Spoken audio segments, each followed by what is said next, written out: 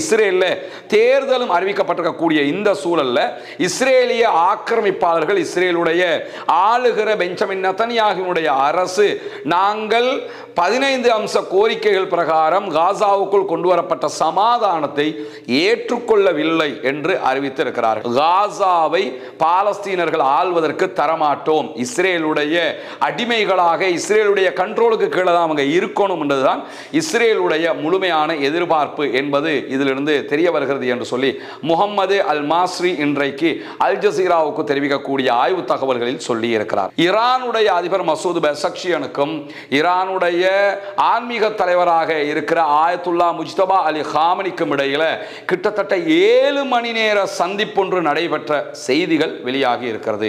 தேசிய ஒற்றுமையையும் ஒருமைப்பாட்டையும் பேணுகிற அதே நேரத்தில் ஈரான் மக்களுடைய வாழ்வாதாரத்தில் கவனம் செலுத்துங்கள் என்கிற கோரிக்கையை முஜ்தபா காமனி என்னிடத்தில் முன்வைத்தார். எனவே நாட்டை மிகச்சிறப்பாக வழிநடத்துவதற்கு நாங்கள் முயற்சித்துக் கொண்டிருக்கிறோம் என்கிற செய்திகளை இன்றைய நாளில் அந்த 7 மணி நேர பேச்சினுடைய சாராம்சமாக மசூத் பெசக்ஷியன் சொல்லி இருக்கிறார். ஜனநாயக கட்சியின் செனட்டர் கிறிஸ் மர்ஃபி வெளியிட்டிருக்கக்கூடிய செய்திகளில் தொடரும் சண்டைகளால வாஷிங்டன் தொடர்ந்து பலவீனப்படுகிறது, ஈரான் வலுவடைந்து கொண்டு வருகிறது என்கிற செய்தியையும் அவர் ஓப்பனாகவே சொல்லியிருக்கிறார். அன்பிற்கினிய சகோதர சகோதரிகளை நம் அனைவர் மீதும் ஏக இறைவனுடைய அமைதியும் கருணையும் உண்டாகட்டுமாக என்கிற உயரிய பிரார்த்தனைகளோடு பாலஸ்தீனத்தில் இஸ்ரேலிய ஆக்கிரமிப்பு படைகள் ஆரம்பித்த 2 ஆண்டுகால பாரிய யுத்தம் முழு பாலஸ்தீனத்தையுமே மொத்தமாக அழித்து நொறுக்கியது என்பது நமக்கு தெரியும்.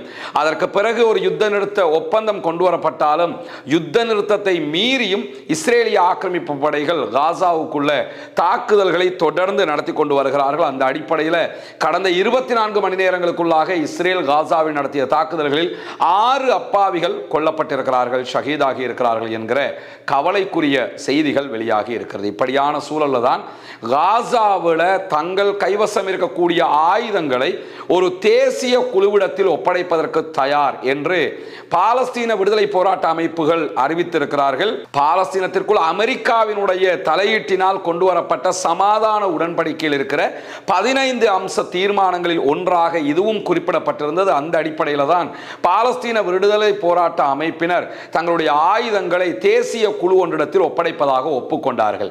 அவர்கள் ஒப்புக்கொண்ட அடிப்படையில் இஸ்ரேல் காசாவை விட்டு வெளியேற வேண்டும், தேசிய குழு அங்கே ஆட்சியை கையிலே எடுக்க வேண்டும் என்கிற நிலவரங்கள் இருக்கிறது. அதைத் தொடர்ந்து காசாவுக்குள்ள உணவு, மருந்து உள்ளிட்ட தேவைகள் பூர்த்தி செய்யப்பட வேண்டும், காசா அபிவிருத்தி செய்யப்பட வேண்டும். ஆனால் பாலஸ்தீன விடுதலை அமைப்புகள் இந்த அறிவித்தலை விடுத்ததற்கு பிறகு இஸ்ரேல்ல தேர்தலும் அறிவிக்கப்பட்டிருக்கக்கூடிய இந்த சூழல்ல இஸ்ரேலிய ஆக்கிரமிப்பாளர்கள் இஸ்ரேலுடைய ஆளுகிற பெஞ்சமின் நெதன்யாகுவினுடைய அரசு நாங்கள் 15 அம்ச கோரிக்கைகள் பிரகாரம் காசாவுக்குள் கொண்டு வரப்பட்ட சமாதானத்தை ஏற்றுக்கொள்ளவில்லை என்று அறிவித்திருக்கிறார்கள். இந்த சூழல்ல காசாவினுடைய சமாதானத்தை அவங்க ஏற்றுக்கொள்ள மறுத்திருப்பதனுடைய அடிப்படை என்ன என்பதை இன்றைக்கு தோஹா பட்டதாரி ஆய்வுகள் நிறுவனத்தை சேர்ந்த முகமது அல் மாஸ்ரி இன்றைக்கு அல் ஜசீராவுக்கு மேலதிக தகவல்களை வழங்கி இருக்கிறார்.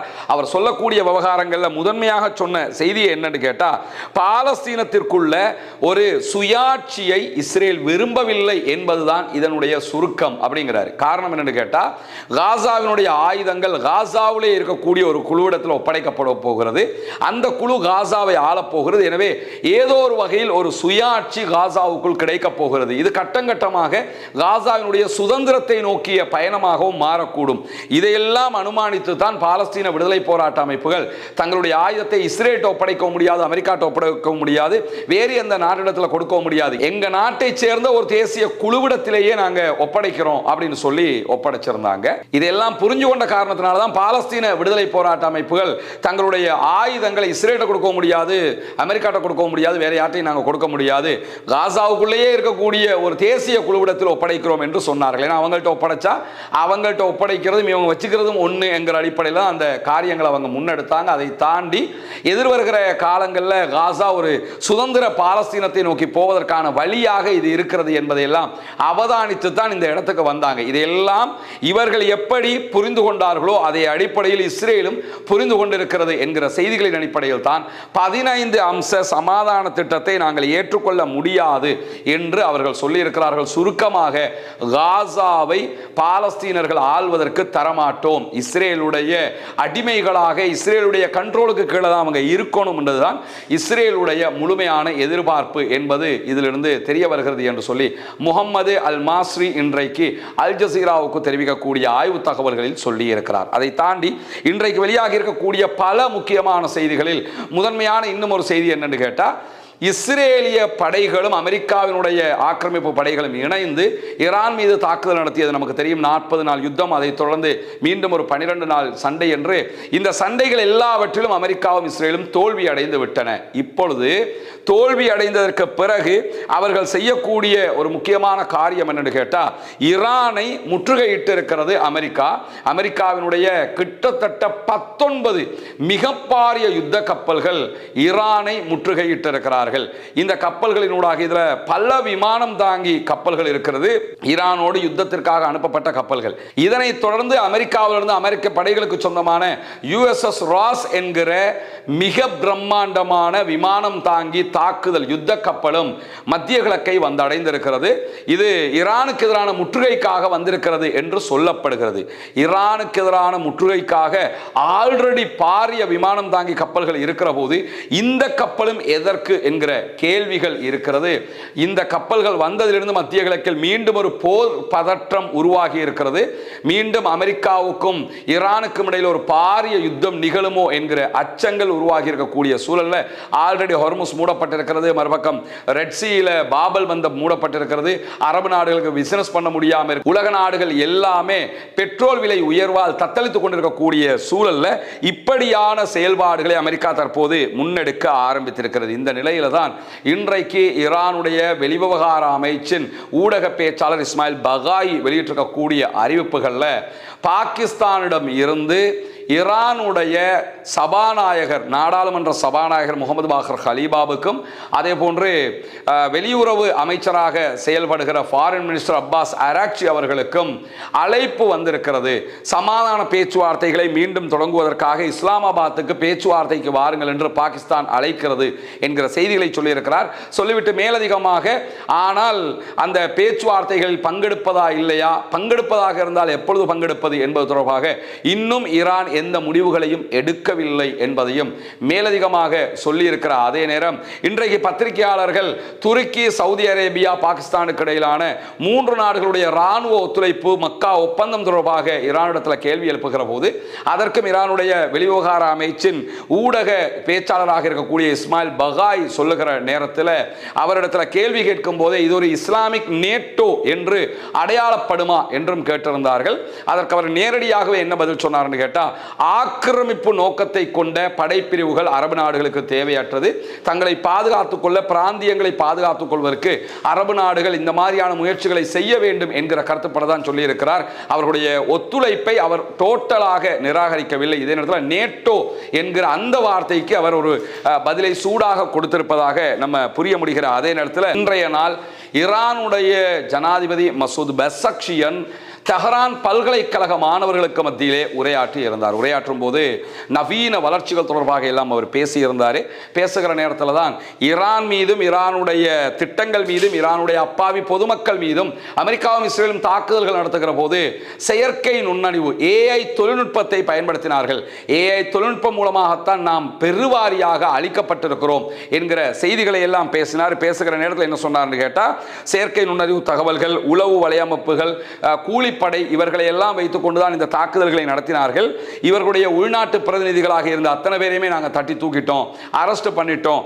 அதே நேரத்தில் நாங்கள் மேலதிகமாக ஒன்றன் பின் ஒன்றாக அவர்களுடைய இந்த AI மூலமாக நடத்திய தாக்குதல்கள் சூழ்ச்சிகளை கூட முறியடித்திருக்கிறோம் என்று சொல்லியிருக்கிறார். இதனூடாக ஈரான் தொழில்நுட்பத்தில் அமெரிக்காவின் தொழில்நுட்பத்தை முறியடிக்கிற அளவுக்கு பலம் வாய்ந்திருக்கிறது என்பதை மசூத் பெஸக்ஷியன் இன்றைக்கு உலக மக்களுக்கு சொல்லியிருப்பது மட்டுமல்லாமல், ஈரான் நேற்றைய தினம் ஈரானுடைய அதிபர் மூலமாக ஒரு புதிய நியமனத்தை தன்னுடைய அரச கட்டமைப்புக்குள் சேர்த்திருக்கிறது.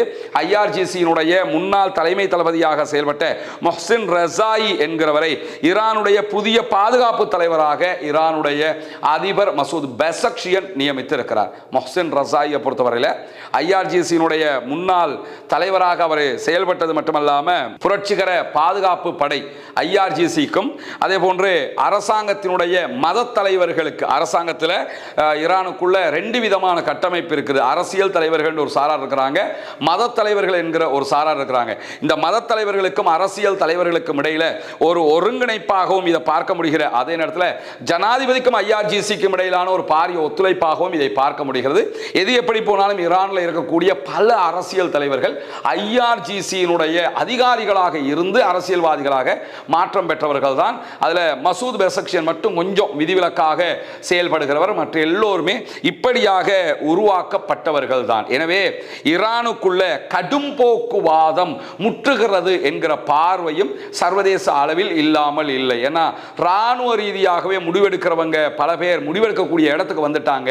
எனவே அவங்க ராஜதந்திர ரீதியில் முடிவெடுக்க வாய்ப்பில்லை என்கிற பார்வைகளும் இருக்கிறது. இப்படியான ஒரு சூழல்ல தான் ஈரானுடைய அதிபர் மசூத் பெசக்ஷியனுக்கும் ஈரானுடைய ஆன்மீக தலைவராக இருக்கிற ஆயத்துல்லா முஜ்தபா அலி காமனிக்கும் இடையில கிட்டத்தட்ட 7 மணி நேர சந்திப்பொன்று நடைபெற்ற செய்திகள் வெளியாகி இருக்கிறது. ஈரானுடைய அதிபர் மசூத் பெசக்ஷியன் யுத்த காலத்தில் நேரடியாக முஜ்தபா காமனியை சந்திக்க முடியாமல் இருந்த நிலையில் தற்போது அந்த சந்திப்பு நிகழ்ந்திருப்பதாகவும் இந்த சந்திப்பு 7 மணி நேரங்கள் 7 ஹவர்ஸுக்கு நீடித்ததாகவும் நம்ம பார்க்க முடியும். அந்த அளவுக்கு ஒரு முக்கியத்துவம் வாய்ந்த செய்தியாக இந்த செய்திகள் குறிப்பிடப்படுகிற அதே நேரத்தில் இன்றைக்கு மேலதிகமாக அது தொடர்பாக வெளியாகி இருக்கக்கூடிய செய்திகளில் ஈரானுடைய அதிபர் முஜ்தபா காமனியோடு தான் சந்தித்தது தொடர்பாக பேசுகிற நேரத்தில் தேசிய ஒற்றுமையையும் ஒருமைப்பாட்டையும் பேணுகிற அதே நேரத்தில் ஈரான் மக்களுடைய வாழ்வாதாரத்தில் கவனம் செலுத்துங்கள் என்கிற கோரிக்கையை முஜ்தபா காமனி என்னிடத்தில் முன்வைத்தார். எனவே நாட்டை மிகச்சிறப்பாக வழிநடத்துவதற்கு நாங்கள் முயற்சித்துக் கொண்டிருக்கிறோம் என்கிற செய்திகளை இன்றைய நாளில் அந்த 7 மணி நேர பேச்சினுடைய சாராம்சமாக மசூத் பெசக்ஷியன் சொல்லி இருக்கிறார். 7 மணி நேரமும் இதை மட்டுமே பேசியிருக்க மாட்டாங்கிறது எல்லாருக்கும் தெரியும். ஆனால் என்ன பேசணுங்கிறத வெளியில இவ்வளவுதான் சொல்லியிருக்கிறாங்க. எனவே பல கட்ட பல விவகாரங்கள் ஜனாதிபதிக்கும் ஆன்மீக தலைவருக்கும் இடையில பேசப்பட்டிருக்கும் என்பதிலே எந்த மாற்று கருத்தும் கிடையாது. இப்படியான சூழல்ல தான் ஓமான் கடற்பரப்பில் ரஷ்யாவினுடைய ஒரு எண்ணெய் கப்பல் வெடிப்பு ஏற்பட்டு எண்ணெய் பரவல் ஆரம்பித்திருக்கிறது என்கிற செய்திகள் வெளியாகி இருக்கிறது. தடைகளுக்குள்ளாகி இருக்கக்கூடிய ரஷ்யாவினுடைய கச்சா எண்ணெயை ஏற்றிக்கொண்டு செல்லக்கூடிய ஒரு கப்பல் இந்த பகுதிகளில் வெடிப்புக்குள்ளாகி இருக்கு. வெடிப்புக்கான காரணங்கள் சொல்லப்படாவிட்டாலும் சுமார் 390 சதுர கிலோமீட்டர் பரப்பளவில் எண்ணெய்கள் பரவிக்கொண்டிருக்கிறது. இவற்றை தடுத்து நிறுத்துவதற்கும் அந்த சூழல் விவகாரங்களை கையாளுவதற்கும் ஓமான் கடமைப்பட்டிருக்கிறது. அந்த காரியங்களை நாங்கள் ஈடுபட்டு வர்றோம் என்று சொல்லியிருக்காங்களே தவிர இந்த கப்பலில் வெடிப்பு ஏற்பட்டதற்கான காரணம் என்ன என்கிற தகவல்கள் இதுவரைக்கும் வெளியாகவில்லை. இந்த அடிப்படையோடு சேர்த்து இன்றைக்கு அமெரிக்காவினுடைய ஜனநாயக கட்சி செனட்டராக இருக்கக்கூடிய கிறிஸ் மர்ஃபி வெளியிட்டிருக்கக்கூடிய ஒரு முக்கியமான செய்தி வெளியாகி இருக்காது. என்ன செய்தி என்று கேட்டால், அமெரிக்க அதிபர் ஈரானோடு செய்த இந்த யுத்தத்தில் மொத்தமாக தோல்வி அடைந்திருக்கிறார் என்று சொல்லுகிறார் மர்ஃபி. ஏன்னா பொதுவாக அமெரிக்காவுக்குள்ள அமெரிக்காவோட எந்த கட்சியை சேர்ந்தவங்களாக இருந்தாலும் சரி, அமெரிக்கா ஒரு நாட்டின் மேலே படையெடுத்தா அதை வச்சு யுத்தத்தில் தோத்துட்டோங்கிற வார்த்தையை யாரும் பெரும்பாலும் பயன்படுத்த மாட்டாங்க. ஆனால் தற்போதைய நிலையில் ஓப்பனாகவே இந்த செய்திகள் பகிரப்படுவதை நம்ம பார்க்க முடியும். அந்த அடிப்படையில் தான் ஜனநாயக கட்சியின் செனட்டர் கிறிஸ் மர்ஃபி வெளியிட்டிருக்கக்கூடிய செய்திகளில் தொடரும் சண்டைகளால் வாஷிங்டன் தொடர்ந்து பலவீனப்படுகிறது, ஈரான் வலுவடைந்து கொண்டு வருகிறது என்கிற செய்தியையும் அவர் ஓப்பனாகவே சொல்லியிருக்கிறார். இந்த யுத்தத்தில் ஈரான் பலம் பெற்று வருகிறது, அமெரிக்கா பலவீனப்பட்டு வருகிறது. அதே நேரத்தில் யுத்தத்தை முடிவுக்கு கொண்டு வரணும், ஹார்முஸ் ஜலசந்தியை மீண்டும் திறக்கணும். ஒரு மோசமான ஒப்பந்தம் இதுக்கு வந்தா கூட அந்த ஒப்பந்தத்தையும் நான் ஆதரிக்க தயாராக இருக்கிறேன் அப்படிங்கிறார். ஏன்னா ஹார்முஸ் ஜலசந்தியை திறக்கணும், இந்த யுத்தத்தை முடிக்கணும், எந்தமாவது பண்ணி எப்படியாவது ஒரு ஒப்பந்தத்தை பண்ணி இதை முடிச்சிருங்க அப்படிங்கிற ரீதியாக அவர் இன்றைக்கு கருத்துக்களை சொல்லியிருப்பது மட்டுமல்லாமல் யுத்தம் முடிவுக்கு வர வேண்டும். ஏன்னா யுத்தம் தொடர்கிற ஒவ்வொரு நாளும் அமெரிக்கா தான் பலவீனம் அடைந்து கொண்டிருக்கிறது, ஈரான் வலுவடைந்து கொண்டே இருக்கிறது. விலைகள், பொருட்களுடைய விலைகள் அமெரிக்காவில் கட்டுக்கடங்காமல் உயர்ந்துகிட்டு இருக்குது. அமெரிக்க மக்கள் தொடர்ந்து துன்பத்திற்கு ஆளாகிறார்கள். எனவே எப்படியாவது இந்த யுத்தத்தை முடிவுக்கு கொண்டு வருவதற்கு நான் முயற்சிப்பேன், என்ன ஒப்பந்தம் வந்தால் நான் கையை தூக்குவேன் அப்படிங்கிற ரீதியில் இன்றைக்கு கிறிஸ் மர்ஃபி அமெரிக்காவினுடைய செனட்டர்களில் ஒருவராக இருக்கக்கூடியவரே ஓப்பனாக அமெரிக்கா யுத்தத்தில் தோற்றுவிட்டது என்கிற செய்திகளை சொல்லியிருப்பதை நம்ம பார்க்க முடியும். இன்றைக்கு வெளியாகி இருக்கக்கூடிய மிக முக்கியமான செய்திகளுடைய தொகுப்பை தான் உங்களுக்கு மத்தியிலே கொண்டு வந்திருக்கிறோம். தொடர்ந்து இணைந்திருங்கள். வரக்கூடிய செய்திகளை உடனுக்குடன் உங்களோடு பகிர்ந்து கொள்வதற்கு தயாராக இருக்கிறோம். ஆக்கிரமிப்புகள் ஓய வேண்டும், ஆக்கிரமிப்பாளர்கள் ஓய வேண்டும் என்கிற உயரிய பிரார்த்தனைகளோடு ஆக்கிரமிப்பாளர்களுக்கு எதிராக தொடர்ந்தும் ஜனநாயக ரீதியாக குரல் எழுப்புவோமாக. அல்ஹம்துலில்லாஹி ரப்பில் ஆலமீன். சுந்தோஸ் முகமது இம்தியாஸ் என்ற எனது யூடியூப் சேனலை சப்ஸ்கிரைப் செய்யுங்கள். நன்றி உறவுகளே.